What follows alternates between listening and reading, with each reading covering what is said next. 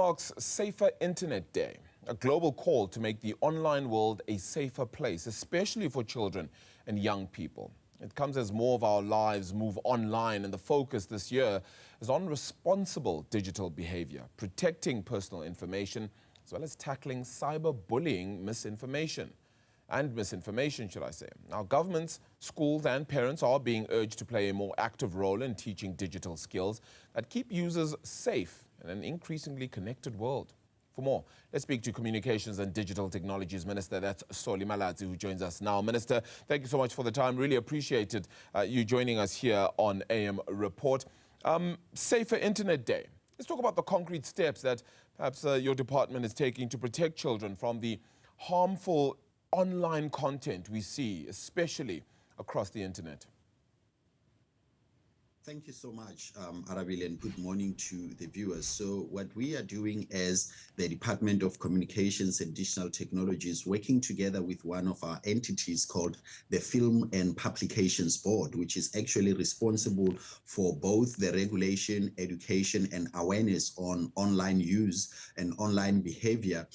We're kicking off several programs. The key national program is happening in the Northwest tomorrow, where we're working together with Basic Education, South African Police Service, in raising awareness about the unsafe spaces or unsafe portions of the internet, particularly empowering parents, teachers, and law enforcement authorities with knowledge of the laws that are there in place for children to use whenever the spread of harmful content, for instance, is distributed online, particularly given that we are seeing more often increase in age inappropriate content, otherwise known as pornographic content, and also increase in the rise of cyberbullying, particularly amongst children.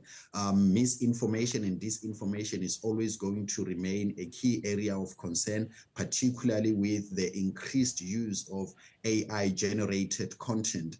And working together also with one of our entities called NEMISA, we're rolling out programs empowering young people with digital skills, because in order to be aware and to have the knowledge of how to navigate the online space, sure, one needs the digital skills so that we can differentiate, particularly in a climate of overpopulated use of generative AI content, what's authentic and what's inauthentic, what's accurate and what's inaccurate, and also have the steps in place. But a bigger emphasis also, Arabil, is being placed on the platforms, particularly the social media platforms, in putting in place self-regulation to protect children and underage people from harms on their spaces. Globally, there is a growing debate about age restrictions and age bans. Australia has done it, Malaysia has done it, China is contemplating it.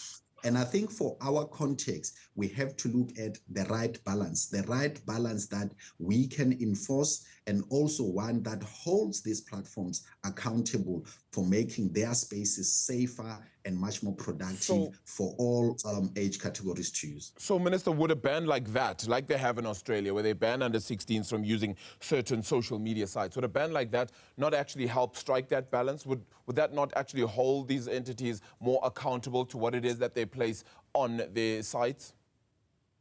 Look, there's a school of thought that advocates for a ban, but a ban has to be enforceable. And I think that's one of the things that often when we get into conversations about emerging problems, the first instinct is to always, lean towards a ban. A ban is as good as you are able to enforce it. That is why I think for our South African context, we have to look at navigating the right balance. And that's why we're doing a lot of preliminary assessment of the impact of such bans in those countries, so that in the event we ever get to that position, we should do so having taken cognizance of some of the risks associated with it or the unintended consequence. I was reading a report earlier in the week where in Australia, where such a ban has been effected, particularly on Instagram, what these teenagers are doing is, using their older friends' IDs and other verification tools in order to circumvent it. That already shows that there's a loophole that is being manipulated. And that's why it's important to also have, interventions such as ID verification and facial recognition as some of the tools to help enhance restrictions if put in place. Minister, just because somebody older may be able to buy alcohol for somebody that is younger, doesn't mean we decrease the age for when people are allowed to drink. Absolutely. Which is why then my question becomes, yes, there is the loophole that somebody might be using somebody else's ID, passport, identification, etc. But it doesn't mean that a ban of the sort, and I'm not either saying that it definitely must be in place or it shouldn't. I'm just saying, if you're saying that it must be enforceable, surely that cannot be the only reason why we hold back on enforcing this, especially if it will help our children remain safe and not be subject to cyberbullying at such an early age. I agree with you, and perhaps it is the risk of misinterpretation of what I said. I think what is important in getting to a ban is that we have to put all of the measures in place to make sure that such a ban would become upheld consistently so, right? And secondly, there are other ingredients that are necessary because you can't just focus on the ban. There's still the awareness that is necessary. There's still the responsibility on the platforms to put internal measures in place that does not allow for any other loopholes. But for South Africa to get to making a determination of a ban, we have to make that choice. Should we make that choice? Having assessed properly the effectiveness of it. And that is something that currently we haven't been able to do so that we can make an informed choice about the challenge that we are facing. Because you're absolutely right. Our approach and my priority is to make sure that the space can be safe and not be an arena where pedophiles can, prey on young children, and cannot be a space where, scammers and nefarious forces can take advantage of young people. It is that fine balance that I'm talking about. Are we wary of any investment from some tech groups, social media sites, etc., and their investment in the country if we were to enforce such bans that would ultimately protect our own citizens, protect our own youth? Would that be the big concern, that if we enforce this, we could lose all this investment and we get, unfortunately, stuck lagging behind, as we already have been in many tech instances? No, we are more wary of making sure that our children's dignity and rights are protected online. And this is an unavoidable conversation. I mean, it's happening all over, the world, globally, in the Pacific. And there hasn't been withdrawal of those investments in those areas. So my primary consideration wouldn't be solely on investment, but on ensuring that the freedoms and the rights and the dignity of young people and any other internet user are upheld. Because when they are upheld, there's more productive use of the internet that can be geared towards online learning, that can be geared towards digital entrepreneurship, which with the spillover effect helps grow our digital economy. Yeah, because one imagines that the compliance with our own laws is what a lot of these companies would have to adhere to, would have to really stick to in order to keep places like the internet, like social media, etc., safer for us. Are you having these conversations with these entities? And of course, one unfortunately cannot escape that it brings to the conversation around Starlink. That, if the rules of our own country are not fully adhered to as they stand, that we're not shaping and shifting and contorting ourselves in order to fit in their own narratives, that we would, we wouldn't get anything done if that was the case. Are they following our laws? Is that the first and primary concern here?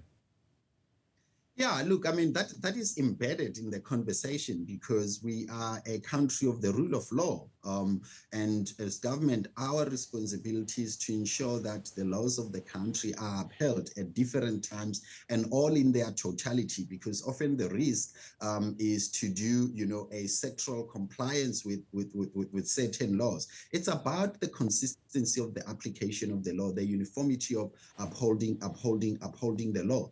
And that has always been my guiding principle in terms of how I lead this portfolio, and even in terms of my approach to the complex policy considerations in this portfolio. Yes, okay. So what does that mean for that ministerial directive that was set out in December? Where are we now with that? That suggested that there may be a path that could clear up for Starlink to operate in this country, with other tech firms, of course, to operate in the country without fully adhering to our own laws, particularly with regards to BEE and those measurements. What's the current status of that process? So I welcome this opportunity, and I think I would like to take this opportunity to clarify something which you have also implied. So let's start off with the directive. The directive is currently under consideration by ICASA, which is the Independent Communications Authority of South Africa, because how policy directive work in the digital communication space is that the first intersection point is that the minister issues a intention to publish a policy directive, which ICASA must then respond. Following their response, we take into consideration their views and issue a final policy directive for public comment, which we did, right? And the public comment that emerged from that showed an overwhelming support for the policy directive, and then finalized the policy directive. And what the policy directive seeks to do, contrary to some of the misinterpretation that it creates an exemption from South African rules, that is not the case. The policy directive seeks a harmonization between the BEE, the Broad-Based Economic Empowerment Act, and also the regulations that ICASA introduced in 2021, primarily because the BEE Act introduces what are called sector codes, which are applicable in each and every sector.